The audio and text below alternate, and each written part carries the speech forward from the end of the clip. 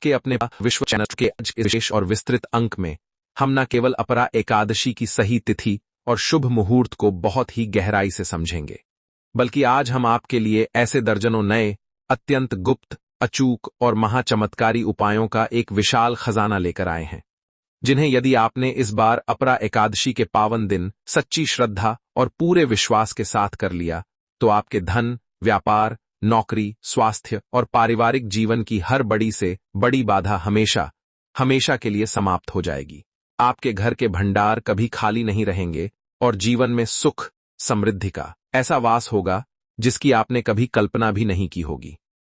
अक्सर एकादशी की तारीखों को लेकर पंचांगों के भेद के कारण, सूर्योदय की गणना के कारण और तिथियों के घटने बढ़ने के कारण भोले भाले भक्तों के मन में काफी दुविधा और भारी असमंजस की स्थिति बनी रहती है।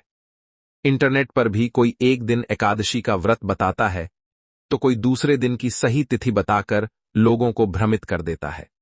लेकिन आप एस्ट्रोकेपी परिवार का एक बहुत ही अभिन्न हिस्सा हैं, तो आपको यहां हमेशा की तरह शास्त्रों, वेद, पुराणों और सटीक वैदिक पंचांग पर आधारित एकदम सत्य और प्रामाणिक जानकारी ही मिलेगी।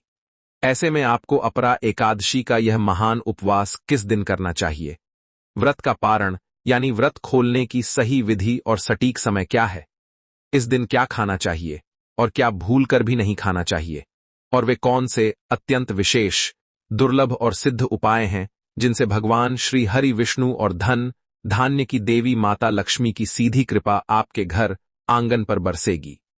यह संपूर्ण और विस्तृत जानकारी आपको इसी एक वीडियो में मिलने वाली है। इसलिए भक्तों, आपसे हमारा करबद्ध अनुरोध है कि आज की इस बहुत ही जरूरी, रहस्यमयी और ज्ञानवर्धक वीडियो को अपना थोड़ा सा कीमती वक्त निकालकर प्रारंभ से लेकर आखिर तक बिना स्किप किए बहुत ही ध्यान से जरूर देखें, ताकि आपकी सारी उलझन हमेशा के लिए मिट जाए।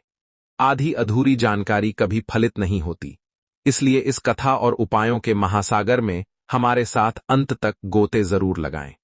भक्तों, हमारे सनातन धर्म और प्राचीन धार्मिक मान्यताओं के अनुसार ज्येष्ठ महीने के कृष्ण पक्ष में आने वाली इस अपरा एकादशी का महत्व और इसकी महिमा ब्रह्मांड पुराण और विष्णु पुराण जैसे महान धर्म ग्रंथों में बहुत ही विस्तृत और अद्भुत रूप में बताई गई है।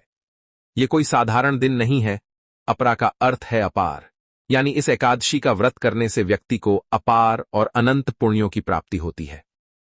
अपरा एकादशी की महिमा का बखान करते हुए भगवान श्री कृष्ण ने स्वयं धर्मराज युधिष्ठिर से कहा था कि हे कुंती पुत्र, जो भी मनुष्य इस अपरा एकादशी का विधान से उपवास करता है, उसके ब्रह्महत्या, झूठ बोलना, झूठी गवाही देना और निंदा करने जैसे बड़े से बड़े घोर पाप भी हमेशा हमेशा के लिए कट जाते हैं।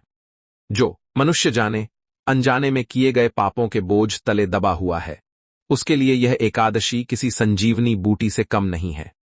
शास्त्रों में स्पष्ट रूप से उल्लेख मिलता है कि कार्तिक मास में पुष्कर तीर्थ में स्नान करने से, मकर संक्रांति पर प्रयागराज के त्रिवेणी संगम में स्नान करने से या सूर्य ग्रहण के समय कुरुक्षेत्र में दान पुण्य करने से जिस असीम और अनंत पुण्य की प्राप्ति होती है, वह सारा का सारा पुण्य एक सच्चे भक्त को केवल इस एक अपरा एकादशी का निष्ठा पूर्वक व्रत करने मात्र से बहुत ही सहजता से मिल जाता है। यह एकादशी मनुष्य को शारीरिक, मानसिक और आध्यात्मिक रूप से अत्यंत शुद्ध कर देती है और मृत्यु के पश्चात सीधा बैकुंठ धाम का मार्ग प्रशस्त करती है। वीडियो में हम आगे एकादशी के दर्जनों महा उपायों और कथा के बारे में बहुत गहराई से जानेंगे। लेकिन उससे पहले, यदि आप सच्चे हृदय से चाहते हैं कि भगवान श्री हरि विष्णु और धन धान्य की देवी माता लक्ष्मी हमेशा आपके घर में स्थायी वास करें और आपके परिवार पर कभी कोई संकट न आए, तो अभी तुरंत कमेंट सेक्शन में पूरे भक्ति भाव और श्रद्धा के साथ ओम नमो भगवते वासुदेवाय, जय श्री हरि या जय माता लक्ष्मी लिखकर अपने इस चैनल एस्ट्रोकेपी को सब्सक्राइब जरूर कर लें। एकादशी का व्रत एक बहुत बड़ी तपस्या है और इस तपस्या के कुछ कड़े नियम होते हैं, जिनका पालन करना हर व्रत करने वाले और व्रत न करने वाले मनुष्य के लिए भी अत्यंत आवश्यक बताया गया है। यदि एकादशी के नियमों की बात करें तो इस दिन खानपान, आचरण और व्यवहार में पूर्ण सात्विकता और संयम बरतना बहुत जरूरी होता है। हमारे पवित्र धर्म ग्रंथों में बहुत ही साफ तौर पर चेतावनी दी गई है कि एकादशी के दिन चावल खाना मांस खाने के समान घोर पाप माना गया है। पौराणिक कथा के अनुसार माता शक्ति के क्रोध से बचने के लिए पाप पुरुष ने एकादशी के दिन चावल में ही पनाह ली थी। इसलिए एकादशी के दिन चावल में सारे पापों का वास होता है। अतः चाहे आप व्रत में रहें या ना रहें, अपरा एकादशी के दिन अपने घर में चावल भूलकर भी ना पकाएं और ना ही किसी को खाने दें। इसके अलावा इस पावन दिन पूर्ण रूप से ब्रह्मचर्य का पालन करना चाहिए। किसी पर भी अकारण क्रोध ना करें, अपने मुख से कोई भी झूठ ना बोलें और किसी की निंदा या चुगली करने से पूरी तरह बचें। घर में लहसुन, प्याज, मांस, मदिरा या किसी भी प्रकार के तामसिक भोजन का प्रवेश तो एकादशी के कई दिन पहले और बाद तक बिल्कुल नहीं होना चाहिए। इस दिन प्रातः काल ब्रह्म मुहूर्त में शैया का त्याग कर देना चाहिए। उठकर नित्य कर्मों से निवृत्त होकर गंगाजल मिले पानी से स्नान करना चाहिए और फिर स्वच्छ पीले या सफेद वस्त्र धारण करने चाहिए। काले या नीले रंग के कपड़े एकादशी के दिन बिल्कुल भी नहीं पहनने चाहिए। स्नान के पश्चात अपने घर के ईशान कोण में स्थित मंदिर की अच्छी तरह से सफाई करें।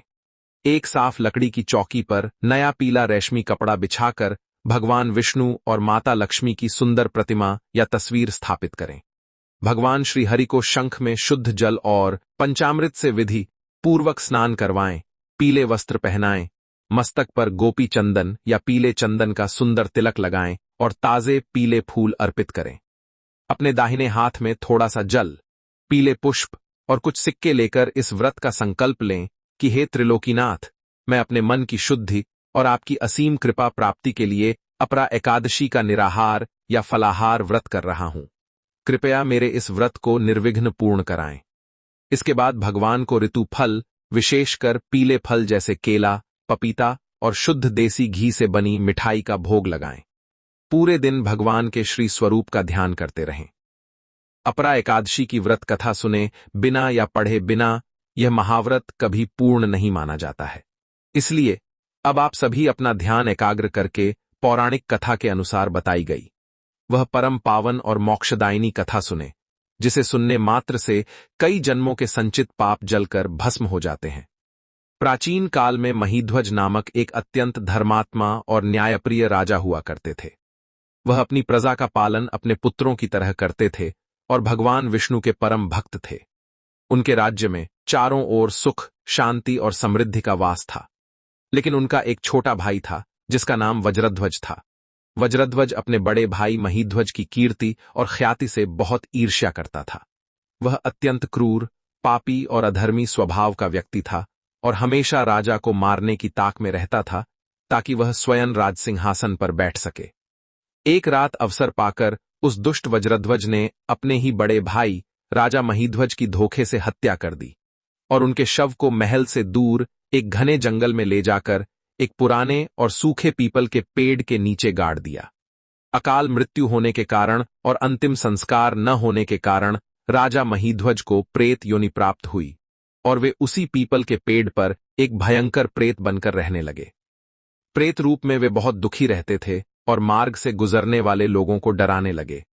धीरे धीरे उस रास्ते से लोगों का आना जाना ही बंद हो गया। एक दिन उधर से महान तपस्वी महर्षि धौम्य गुजर रहे थे। अपने प्रचंड तपोबल से उन्होंने उस प्रेत को देखा और अपने ज्ञान चक्षु से उसके अतीत को भी जान लिया कि यह कोई और नहीं बल्कि पुण्यात्मा राजा महीध्वज हैं, जिन्हें छल से मारा गया है। महर्षि धौम्य अत्यंत दयालु और करुणा के सागर थे। उन्होंने राजा महीध्वज को प्रेत योनि के इस भयानक कष्ट से मुक्त करने का निश्चय किया। महर्षि धौम्य ने उस प्रेत को अपने पास बुलाया और उसे परलोक विद्या का उपदेश दिया। इसके बाद महर्षि ने स्वयं राजा के उद्धार के लिए ज्येष्ठ मास के कृष्ण पक्ष की अपरा एकादशी का पूरे कठोर नियमों और विधि विधान से व्रत रखा। महर्षि ने पूरी रात जागरण किया और भगवान श्री हरि की आराधना की। व्रत पूर्ण होने के बाद अगले दिन महर्षि धौम्य ने अपने उस अपरा एकादशी के व्रत का सारा पुण्य उस प्रेत रूपी राजा महीध्वज को अर्पित कर दिया।